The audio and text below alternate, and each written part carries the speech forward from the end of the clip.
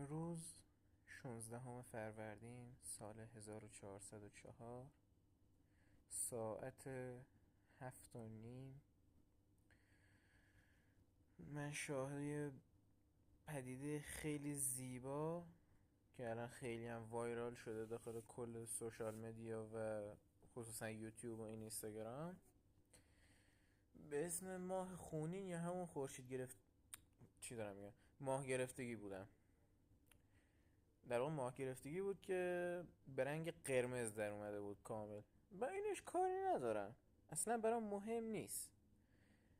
به اینم که میگن مثلا این آرزوها شب بعدش بنویسی رو کاغذ برآورده میشه، یا مگه مثلا گاهی وقت نه مثلا میگن که اتفاقات شومی میفته اگه بیشتر از 2 دقیقه بهش نگاه کنی توهم میزنی و فلان و بهمان و اینا. ندارم، دلم میخواست اولین نفری باشم که در موردش ویدیو آپلود میکنه و دیر رسیدم.